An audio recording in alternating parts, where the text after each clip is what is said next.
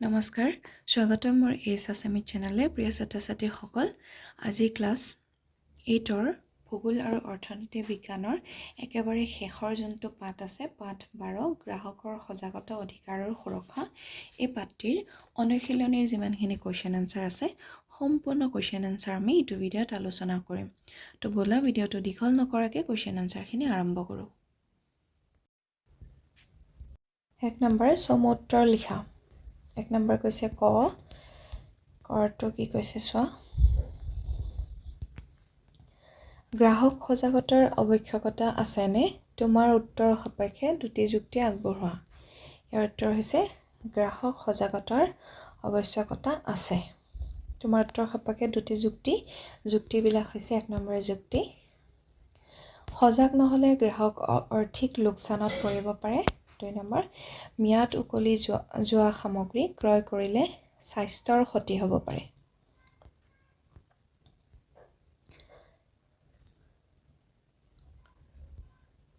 number প্ৰশ্ন গ্ৰাহকক শোষণ কৰা কৌশলসমূহ কি ইয়াৰ উত্তৰ হৈছে এজন গ্ৰাহক বিক্ৰেতাৰ দ্বাৰা বিভিন্ন ধৰণে শোষিত হ'ব পাৰে উদাহৰণস্বৰূপে 1 নম্বৰ বস্তুৰ ওজন সঠিকভাৱে নকৰা 2 নম্বৰ ভেজাল বস্তু বিক্ৰী কৰা 3 নম্বৰ অনুপযুক্ত মানৰ বস্তু বা সেৱা দিয়া 4 নম্বৰ ৰচিদ নিদিয়া বা ভুল ৰচিদ দিয়া 5 নম্বৰ উৎপাদনৰ তাৰিখ লুকোৱা বা নকল তাৰিখ লগোৱা 6 নম্বৰ প্ৰকৃত মূল্যৰ ওপৰত বেছি মূল্যৰ লেবেল লগোৱা 7 নম্বৰ মানসূচক চিহ্ন নকল কৰা 8 নম্বৰ নামী কোম্পানীৰ সামগ্ৰীৰ নকল বিক্ৰী কৰা এইটো দামী হ'লে হ'ব ঠিক আছে গ নম্বৰ গ্ৰাহক হিচাপে তোমাৰ কৰ্তব্য কি বজাৰলৈ গৈ বস্তু ক্ৰয় কৰাৰ সময়ত কোনবিলাক কথালৈ মনোযোগ দিয়া উচিত ইয়াৰ উত্তৰ হৈছে গ্ৰাহক হিচাপে সামগ্ৰী বা সেৱা ক্ৰয় কৰোঁতে সজাগ আৰু সচেতন হৈ থকাটো আমাৰ কৰ্তব্য মনোযোগ দিবলগীয়া কথাবোৰ হ'ল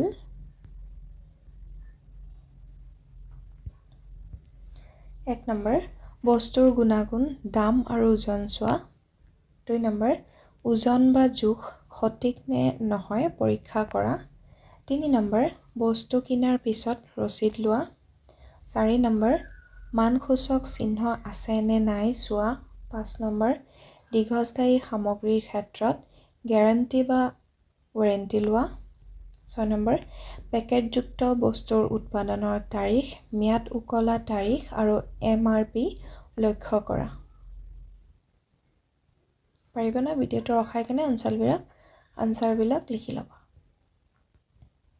ঘ নম্বৰ গ্ৰাহক অধিকাৰ মানে কি কেইটামান এনে অধিকাৰৰ বিষয়ে চমুকৈ আলোচনা কৰা ইয়াৰ উত্তৰ হৈছে গ্ৰাহক হিচাপে নাগৰিকে যিসমূহ সুবিধা আৰু সুৰক্ষা পায় তাকে গ্ৰাহক অধিকাৰ বোলে এতিয়া তাৰ অধিকাৰ কেইটা হ'ল তাৰ গ্ৰাহকৰ কিছুমান অধিকাৰ হ'ল 1 নম্বৰ তথ্য লাভৰ অধিকাৰ তোমালোকে তলত এনেকা আস্তানি এনেকা দিব পাৰা তথ্য লাভৰ অধিকাৰ 1 নম্বৰ বস্তু বা সেৱাৰ মূল্য ওজন গুণাগুণ বিশুদ্ধতা আদি জানিব পাৰি 2 নম্বৰ অভিযোগ কৰাৰ অধিকাৰ ইয়াৰ তলতো আস্তানি দিবা এনেকা লিখিব পাৰা অভিযোগ কৰাৰ অধিকাৰ হৈছে কোনো সমস্যাৰ ক্ষেত্ৰত গ্ৰাহক আদালত বা সুৰক্ষা সমিতি অভিযোগ দাখিল কৰিব পাৰে 9 নম্বৰ প্ৰশ্ন চৰকাৰে গ্ৰাহকৰ সুৰক্ষাৰ বাবে গ্ৰহণ কৰা পদক্ষেপসমূহৰ বিষয়ে চমুকৈ আলোচনা কৰা চৰকাৰে গ্ৰাহকৰ সুৰক্ষাৰ বাবে গ্ৰহণ কৰা পদক্ষেপসমূহৰ বিষয়ে চমুকৈ আলোচনা কৰা ইয়াৰ উত্তৰ হৈছে চৰকাৰে গ্ৰাহকৰ সুৰক্ষাৰ বাবে লোৱা পদক্ষেপসমূহ হ'ল 1 নম্বৰ ৰেডিঅ' টিভি বাতৰি কাকতৰ জৰিয়তে গ্ৰাহকক সচেতন কৰা 2 নম্বৰ গ্ৰাহক স্বাৰ্থ ৰক্ষাৰ বাবে আইনী ব্যৱস্থা গ্ৰহণ কৰা 3 নম্বৰ গ্ৰাহকৰ অধিকাৰৰ আইনী মান্যতা প্ৰদান কৰা 4 নম্বৰ জিলা ৰাজ্যিক আৰু ৰাষ্ট্ৰীয় পৰ্যায়ত গ্ৰাহকক সুৰক্ষা আইন প্ৰণয়ন কৰা 5 নম্বৰ গ্ৰাহকৰ বিবাদ নিষ্পত্তিৰ বাবে গ্ৰাহকক বিবাদ নিষ্পত্তিকৰণ ফৰম গঠন কৰা এতিয়া আমি অনুশীলনীৰ একৰ চমুত্তৰৰ প্ৰশ্নবিলাক কৰিলোঁ হয়নে একৰ কৰ পৰা অঙলৈকে কৰিলোঁ এতিয়া আমি 2 নম্বৰ কৰিম চমুটোকা লিখা 2 নম্বৰৰ ক হৈছে গ্ৰাহক সুৰক্ষা আইন তো ইয়াৰ উত্তৰটো হৈছে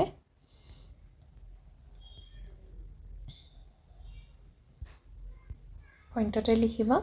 1 নম্বৰ ভাৰতৰ গ্ৰাহক সুৰক্ষা আইন 2019 চনৰ 9 আগষ্টৰ পৰা প্ৰৱৰ্তিত হয় 2 নম্বৰ এই আইনে পূৰ্বৰ গ্ৰাহক সুৰক্ষা আইন 1986ৰ স্থান লয় 3 নম্বৰ এই আইনৰ লক্ষ্য হৈছে গ্ৰাহকৰ অধিকাৰ সুৰক্ষা কৰা 4 নম্বৰ গ্ৰাহকৰ অভিযোগ আৰু বিবাদ সঠিকভাৱে নিষ্পত্তি কৰা হয় 5 নম্বৰ কেন্দ্ৰীয় ৰাজ্যিক আৰু জিলা পৰ্যায়ত গ্ৰাহক সুৰক্ষা পৰিষদ গঠন কৰা হৈছে 6 নম্বৰ গ্ৰাহকৰ সুৰক্ষাৰ বাবে কেন্দ্ৰীয় গ্ৰাহক সুৰক্ষা কৰ্তৃপক্ষ স্থাপন কৰা হৈছে ভিডিঅ'টো ৰখাই কেনে লিখি ল'বা আৰু লগতে তোমালোকে মোৰ চেনেলটো এবাৰ লাইক সাবস্ক্ৰাইব কৰি দিবা লগতে শ্বেয়াৰ কৰি দিবা আৰু নেক্সট তোমালোকৰ কোনটো লেসনৰ ভিডিঅ' লাগে এইটো ভিডিঅ'ৰ কমেন্ট বক্সত জনাই দিবা ঠিক আছে 6 নম্বৰ প্ৰশ্ন আৰু তোমালোকৰ এনেকা পইণ্টত যদি অসুবিধা হয় তেনেহলে কমেন্ট বক্সত জনাই দিবা মই নেক্সট কিবা লেসনৰ আনসাৰ লিখোতে এনেকা পইণ্ট আকাৰত নিদিও ঠিক আছে 6 নম্বৰ কৈছে গ্ৰাহকৰ সজাগতা তে উত্তৰটো মই পইণ্ট আকাৰতে দিছো 1 নম্বৰ হ'ব 1 নম্বৰ হৈছে গ্ৰাহক হিচাপে সজাগ আৰু সচেতন হৈ থকাটো আমাৰ কৰ্তব্য 2 নম্বৰ বস্তু বা সেৱাৰ গুণাগুণ দাম আৰু ওজন চাব লাগে 3 নম্বৰ জোখ মাখৰ আহিলা সঠিক নহয় পৰীক্ষা কৰিব লাগে বস্তু কিনাৰ পিছত ৰচিদ ল'ব লাগে হয়নে নহয় লোৱানে তোমালোকে পিছত 5 নম্বৰটো আছে মানসূচক চিহ্ন আছে নে নাই লক্ষ্য কৰিব লাগে 6 নম্বৰ গ্যাৰান্টি বা ওয়াৰেন্টি আছে নে নাই চাব লাগে আৰু পেকেটযুক্ত বস্তুৰ উৎপাদনৰ তাৰিখ ম্যাদ উকলা তাৰিখ আৰু এমআৰপি চাব লাগে এতিয়া কথাটো হ'ল গ্যাৰান্টি বা ওয়াৰেন্টি দুটা কিন্তু বেলেগ বেলেগ বহুতে ভাবে গ্যাৰান্টি আৰু ওয়াৰেন্টি একেই ঠিক আছে যদি তোমালোকে গ্যাৰান্টি আৰু ওয়াৰেন্টি জানা তেনেহলে কমেন্ট বক্সত জনাবা আৰু যদি নাজানা গ্যাৰান্টি আৰু ওয়াৰেন্টি মানে কি হেতু কমেন্ট বক্সত জনাই দিবা মই বুজাই দিম ঠিক আছে আজিৰ তোমালোকৰ কোৱেশ্চনটো থাকিল গ্যাৰান্টি বা ওয়াৰেন্টি মানে কি গ্যাৰান্টি আৰু ওয়াৰেন্টি মানে কি ঠিক আছে পিছৰ প্ৰশ্নলৈ আহো গ নম্বৰ গ্ৰাহক প্ৰতাৰণা ইয়াৰ উত্তৰটো হৈছে বিক্ৰেতাৰ 1 নম্বৰ বিক্ৰেতাৰ বস্তুৰ ওজন সঠিকভাৱে নকৰা ভেজাল বস্তু বিক্ৰী কৰা 3 নম্বৰ নিম্নমানৰ বস্তু বা সেৱা প্ৰদান কৰা 4 নম্বৰ ৰচিদ নিদিয়া বা ভুল ৰচিদ দিয়া 5 নম্বৰ উৎপাদনৰ তাৰিখ মচি পেলোৱা বা নকল তাৰিখ লগোৱা 6 নম্বৰ প্ৰকৃত মূল্যৰ ওপৰত নকল মূল্যৰ লেবেল লগোৱা 7 নম্বৰ মানসূচক চিহ্ন নকল কৰা 8 নম্বৰ নামী কোম্পানীৰ সামগ্ৰী নকল বিক্ৰী কৰা 9 নম্বৰ ডাক টেলিফোন বা ইন্টাৰনেট যোগে অৰ্ডাৰ কৰা প্ৰস্তুত সময়তে নিদিয়া ভিডিঅ'টো ৰখাই কেনে লিখি ল'বা হা স্পিড হৈ গৈ আছে এছত 6 নম্বৰ আছে গ্ৰাহকৰ অধিকাৰ ইয়াৰ উত্তৰটো পইণ্টতে দিছো 1 নম্বৰ পইণ্ট হ'ব গ্ৰাহক হিচাপে নাগৰিকে কিছুমান অধিকাৰ উপভোগ কৰিব পাৰে 2 নম্বৰ বস্তুৰ মূল্য ওজন বিশুদ্ধতা আৰু গুণাগুণ জানিব পাৰে 3 নম্বৰ গ্ৰাহক সুৰক্ষাৰ বাবে গ্ৰাহক সুৰক্ষা সমিতি আছে 4 নম্বৰ অভাৱ অভিযোগ গ্ৰাহক আদালতত দাখিল কৰিব পাৰে 5 নম্বৰ গ্ৰাহক সুৰক্ষা আইনৰ সহায় ল'ব পাৰে 6 নম্বৰ প্ৰতাৰণা কৰা বিক্ৰেতাৰ বিৰুদ্ধে শাস্তিৰ দাবী কৰিব পাৰে 7 নম্বৰ গ্ৰাহক শিক্ষা লাভ কৰাৰ অধিকাৰ আছে 8 নম্বৰ 15 মাৰ্চ তাৰিখত বিশ্ব গ্ৰাহক অধিকাৰ দিৱস পালন কৰা হয় এইখিনি তোমালোকৰ আহে হয়নে 15 মাৰ্চ তাৰিখে বিশ্ব গ্ৰাহক অধিকাৰ দিৱস পালন কৰা হয় খালি ঠাই বা এমসিকিউ বা সৰু শৰ্ট 1 মাৰ্কৰ কোৱেশ্চন আহিব পাৰে তো এই আনসাৰটো ভালকে চাবা গ্ৰাহক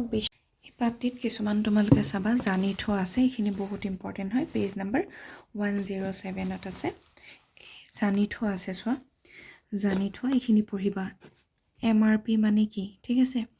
MRP মানে হ'ল উচ্চতম খুচুৰা মূল্য বা সৰ্বোচ্চ খুচুৰা মূল্য সৰ্বোচ্চ খুচুৰা মূল্যৰ ওপৰত গ্ৰাহকে দৰদাম কৰিব পাৰে কাৰণ সামগ্ৰীৰ সৰবৰাহৰ বাবে প্ৰয়োজনীয় পৰিবহণ খৰচ MRPত নিহিত হৈ থাকে এই MRPটো মানে কি তোমালোকৰ ফুল ফৰ্মো আহে হা ফুল ফৰ্ম আহে বা MRP কাক কোৱা হয় সেইখিনি আহে ইয়া পঢ়িবা তাৰ লগতে আৰু আছে পেজ নম্বৰ 108ত আছে চোৱা হেনেকা এইখিনি বহুত ইম্পৰ্টেণ্ট অকল এইখিনি এক্সামত আহিবলগীয়া নহয় আমাৰ দৈনন্দিন জীৱনতো এইখিনি প্ৰয়োজন হয় যেনেকা এক মাৰ্ক মানে কি হয়নে ISI মানে কি হলমাৰ্ক মানে কি FPO মাৰ্ক মানে কি হয়নে এইখিনি বস্তু ভালকে জানি থবা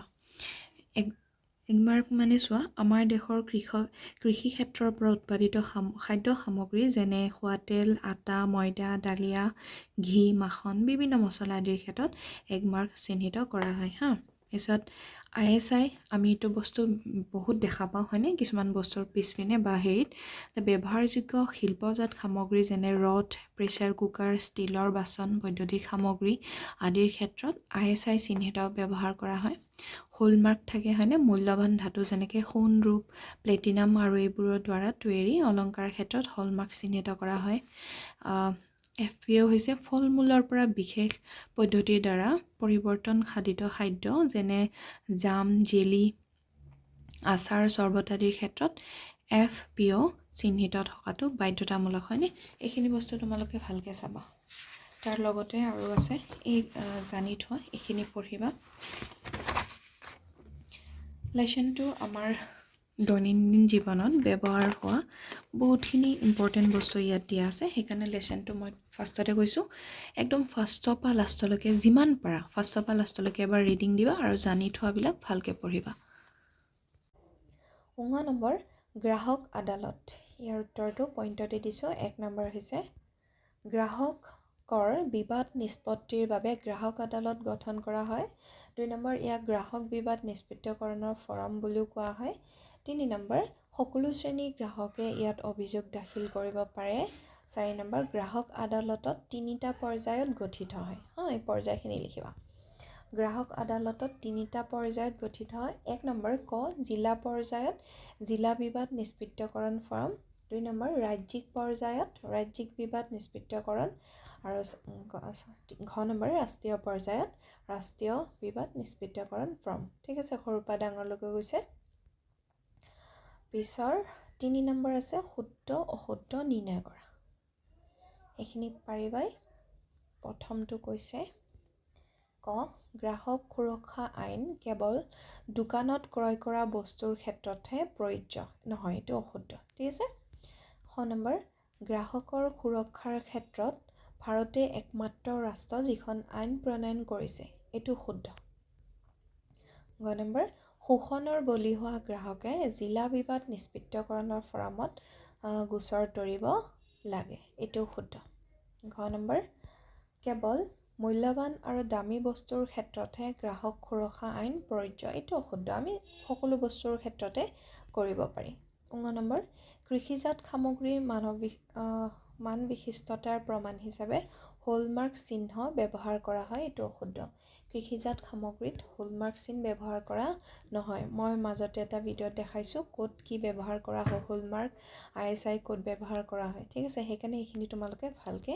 পঢ়িবা এইটো তোমাৰ এক্সামত প্ৰয়োজন নহ'লেও তোমাৰ আমাৰ দৈনন্দিন জীৱনত প্ৰয়োজন হয় বহুতে খুবেই প্ৰয়োজন আমি মানৱ হিচাপে প্ৰত্যেকজন মানুহে গ্ৰাহক হিচাপে এইখিনি আমাৰ জনা দৰকাৰ ঘ নম্বৰ প্ৰথম 6 নম্বৰ বিক্ৰেতাৰ পৰা বস্তু বা সেৱাৰ ক্ষেত্ৰত লাভ কৰা প্ৰতাৰণাৰ ফলত হোৱা ক্ষতিৰ বাবে গ্ৰাহকে ক্ষতিপূৰণ পোৱাটো আইনগত অধিকাৰ এইটো শুদ্ধ এতিয়া তোমালোকৰ 3 নম্বৰৰ শুদ্ধ অশুদ্ধ নিৰ্ণয় কৰা হৈছে 4 নম্বৰ চোৱা প্ৰকল্পবিলাক এক্সামত নাহে তো এইখিনি তোমালোকে নিজে কৰি ল'বা ঠিক আছে তো আজিৰ ভিডিঅ'টো ইমানেই যদি ভিডিঅ'টো ভাল লাগিছে ছাবস্ক্ৰাইব কৰি দিবা লাইক কমেণ্ট শ্বেয়াৰ এটা কৰি দিবা লগতে তোমালোকৰ নেক্সট কোনটো লেসনৰ ভিডিঅ' লাগে এই ভিডিঅ'টোৰ কমেণ্ট বক্সত জনাই দিবা